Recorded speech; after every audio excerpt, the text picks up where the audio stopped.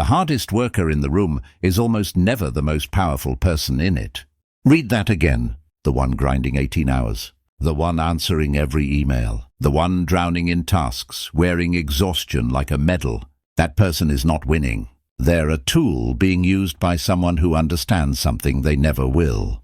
Machiavelli saw it 5 centuries ago. The prince who works the hardest governs the worst.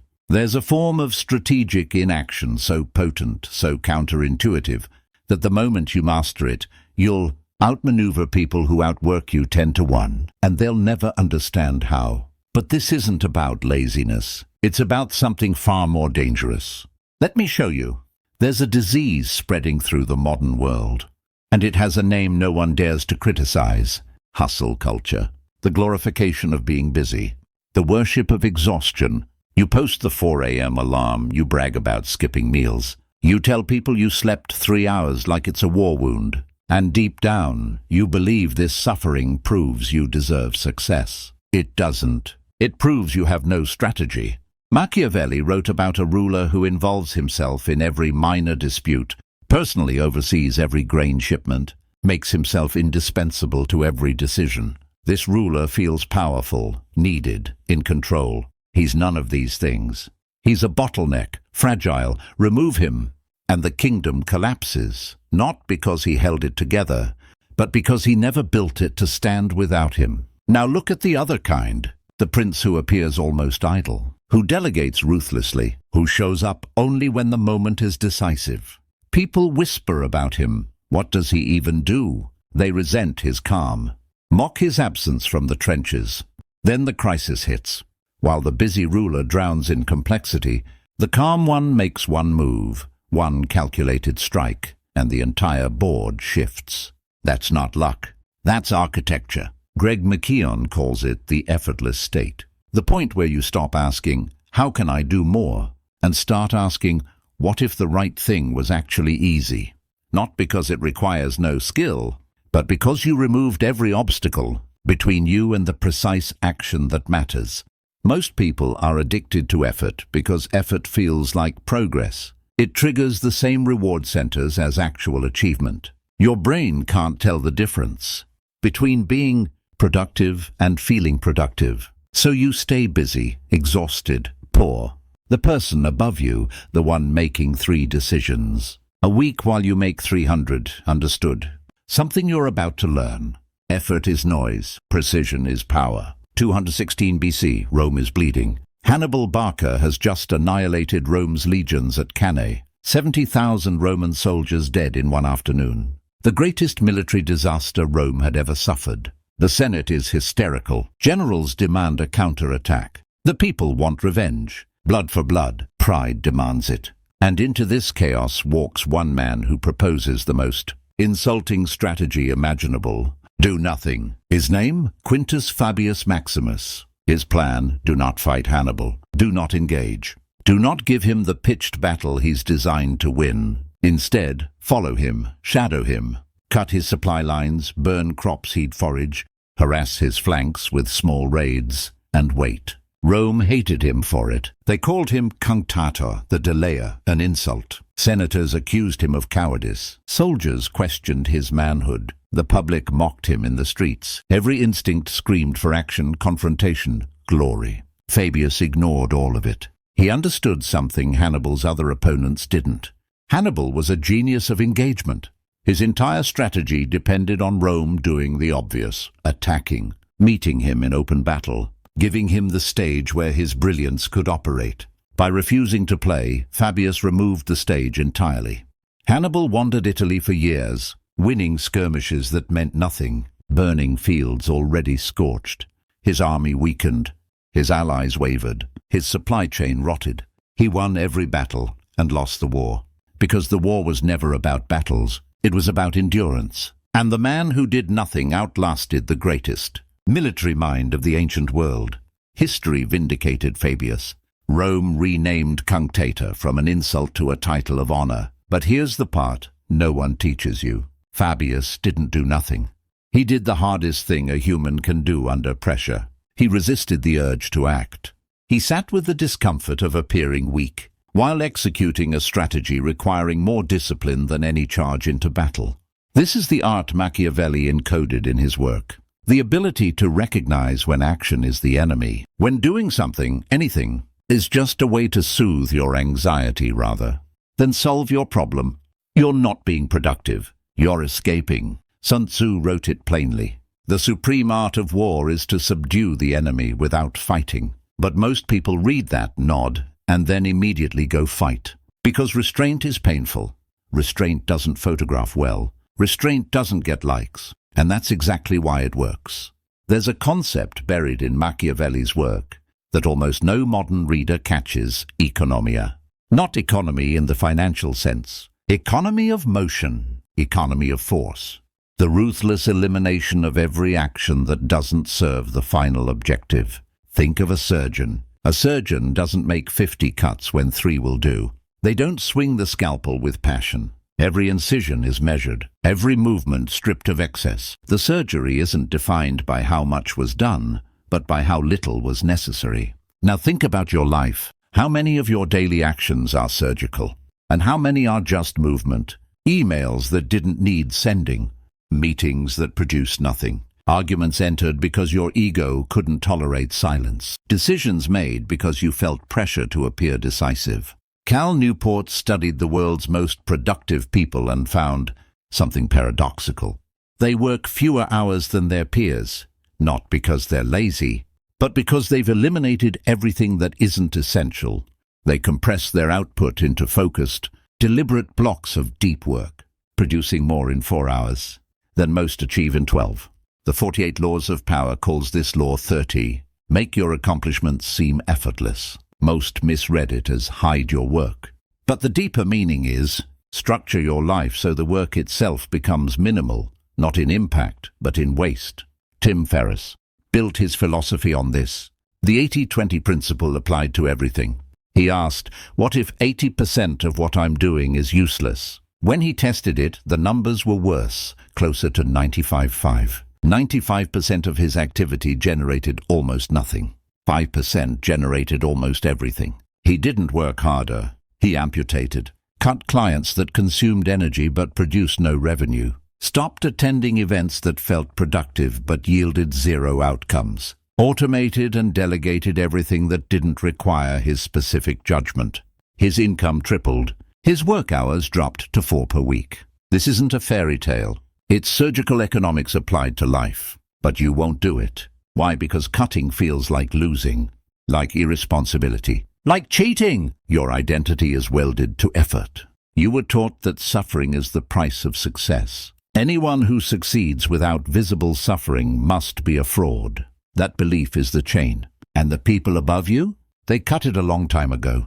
Japan, late 1500s, 3 men wanted to unify a nation torn apart by civil war. Oda Nobunaga, Toyotomi Hideyoshi, and Tokugawa Ieyasu. There's a famous Japanese riddle about them. If a bird won't sing, what do you do? Nobunaga says, kill it. He was the conqueror, brilliant, brutal, relentless, unified Japan through sheer force, then assassinated by his own general. His empire collapsed overnight. Hideyoshi says, make it sing, the persuader, the diplomat. Rebuilt what Nobunaga started with: charm, alliances, political genius. But when he died, his dynasty barely survived. Overthrown within years, Tokugawa says, wait for it to sing. And that's exactly what he did. While Nobunaga and Hideyoshi fought, conquered, rose, and fell, Tokugawa conserved his forces, positioned himself as a loyal ally, avoided unnecessary wars, let stronger men exhaust themselves against each other. When the dust settled, when every aggressive player had burned through their power, Tokugawa was the last one standing. Not the strongest, not the most brilliant, the most patient. He established the Tokugawa shogunate. It lasted 260 years, the longest period of peace in Japanese history. Built by a man whose primary strategy was waiting. This is what Annie Duke calls the discipline of the fold in poker. The amateur plays every hand. They can't tolerate inaction. They feel folding is losing. So they bet on mediocre cards, chase bad odds, bleed their stack dry through sheer volume of play. The professional folds again and again. 80% of hands dealt. They push away, sit, watch, study. And when the right hand comes, they bet with precision the amateur never could. The amateur played more.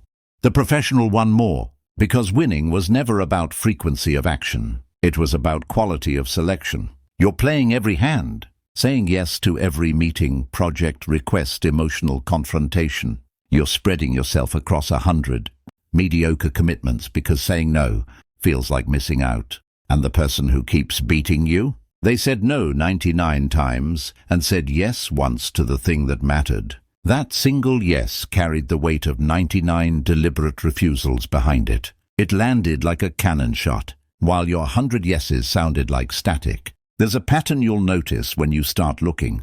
The most powerful people in any organization are rarely the ones doing the most visible work. The CEO isn't on the factory floor. The general isn't loading rifles. The architect isn't laying bricks. Yet somehow, the bricklayer believes they're more important than the architect because they're sweating. This is the great delusion of effort, the belief that physical output equals value. That being seen working is the same as producing results. It's not. It never was. Machiavelli observed this in the courts of Italy. The advisors running from room to room, carrying stacks of documents, perpetually overwhelmed. Servants. The advisor, who sat quietly in the corner, spoke only when spoken to, delivered one sentence that redirected an entire campaign. That man held more power than all the frantic bureaucrats combined. Because power doesn't flow toward activity, power flows toward decision. One decision can render 1,000 tasks irrelevant. One strategic no can save more resources than a year of optimized yeses. One well-timed absence can communicate more authority than 100 appearances. But you've been trained to fear the appearance of inactivity. You check email 40 times a day, not because anything urgent exists, but because checking feels like control. You attend meetings not for results, but because being absent might make you look uncommitted.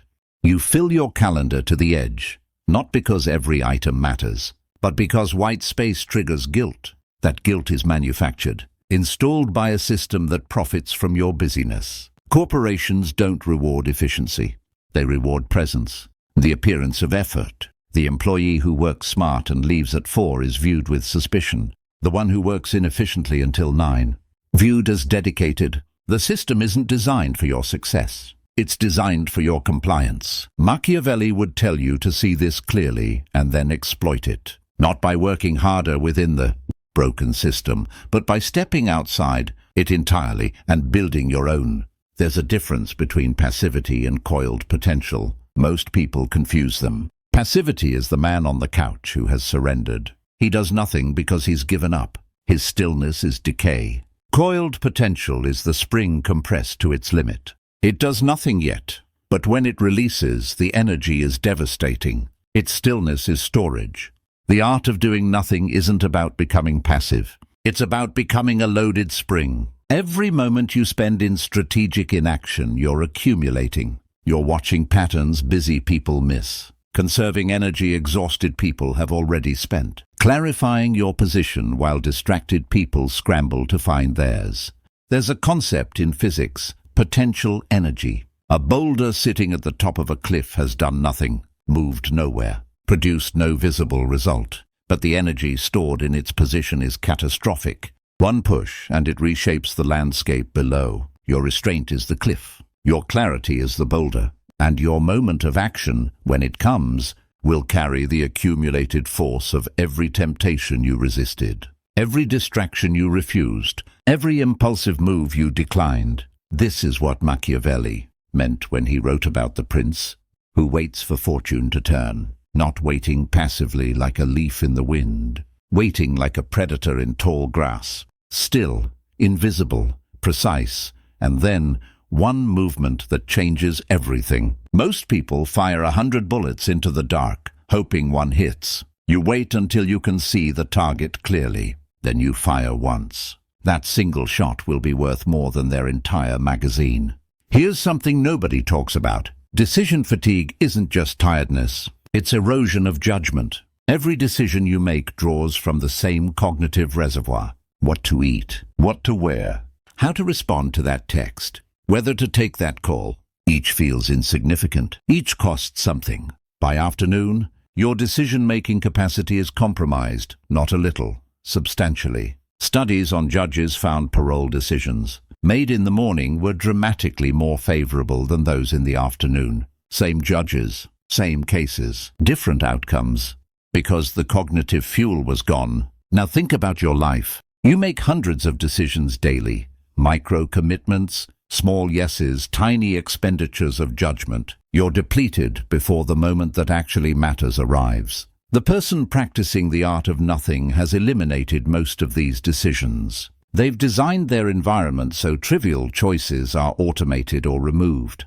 They've stripped their daily existence down to a small number of high-leverage decisions, each receiving the full weight of their cognitive power. This isn't laziness. It's resource management at the level of the mind. Machiavelli advised princes to delegate everything that could be delegated, not because delegation was noble, but because a ruler who wastes his judgment on trivialities has nothing left when the enemy arrives at the gate. Your gate has enemies approaching, and you're too tired to see them, because you spent the morning arguing over font sizes in a presentation nobody will remember. Kill the trivial. Protect the essential. Your clarity is a non-renewable resource. Every hour wasted in reactive busyness is an hour stolen from the one decision that could change your trajectory. You've been told momentum is everything. That once you start, you must never stop. That consistency is king. That any pause is a step backward. Partially true.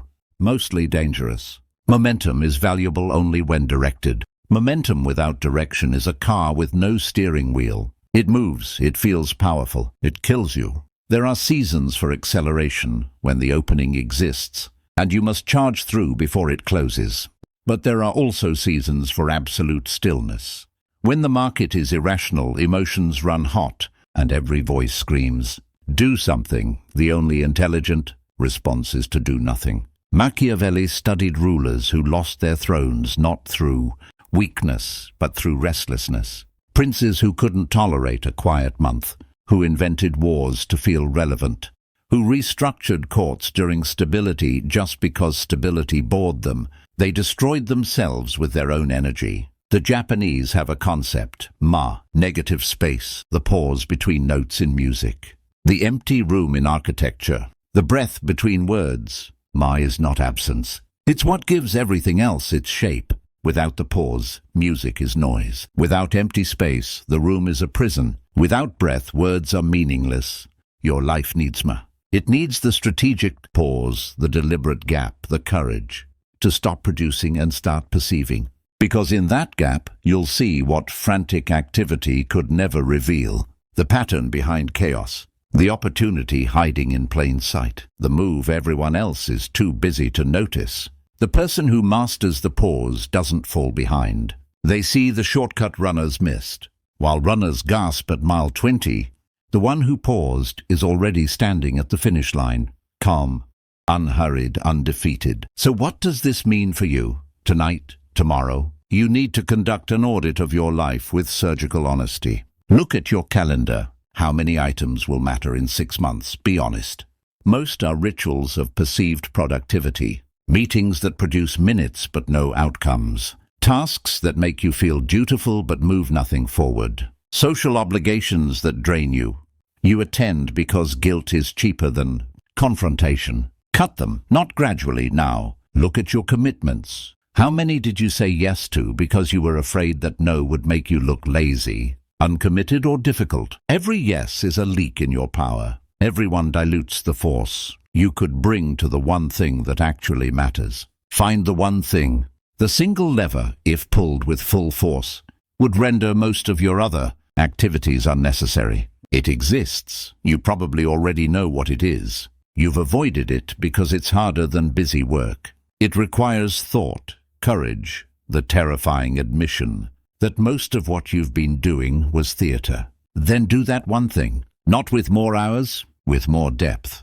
With the full undivided weight of a mind. No longer bleeding energy in 40 directions. Machiavelli didn't write The Prince for busy people.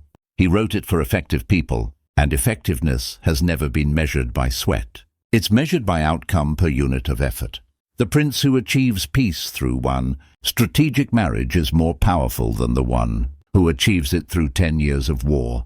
The cost is lower. The result is identical. The difference? Intelligence. You've been fighting 10-year wars that could have been settled with one conversation you were too proud to have. You've been grinding through problems that could have been dissolved with one decision you were too scared to make. You've filled your days with motion because stillness forced you to confront a question you didn't want to answer. Am I busy or am I effective? Sit with that. It will burn. Let it, because on the other side of that burn is a version of you who works less, produces more, and moves through the world with a calm that unsettles every hustler in the room. A version people can't figure out. How does he have so much time? How is he so calm? How does he keep winning while everyone else is drowning? The answer is elegant and brutal. He stopped doing what didn't matter, and he had the nerve to do it before anyone gave him permission. That's the art Machiavelli encoded. That's what Fabius practiced in the hills above Hannibal's army. That's what Tokugawa understood while 2 empires burned around him. That's what every surgeon, grandmaster, apex strategist knows in their bones. The win isn't in the swing. It's in the selection of when to swing. Everything else is wasted motion dressed up as ambition. Kill the waste. Sharpen the blade. When you finally move, move once. Move precisely, and let the world wonder how you made it look so easy. Because that's the final secret. The effort was never supposed to be visible. It was supposed to disappear inside the result. And when it does, they won't call you lazy. They'll call you inevitable. If what you just heard rewired something in you, know this. This is only what I can share openly. There are strategies I cannot discuss here. Layers of Machiavellian psychology the algorithm buries the moment I upload them. The most dangerous knowledge doesn't survive the public feed. That content lives behind the join button. If you're still here at this point, you already think differently than most. Subscribe if you haven't. But if you want access to what I can't say out loud, click join and enter the architect level. You'll unlock videos the general audience will never see. Most people will scroll past this. That's by design.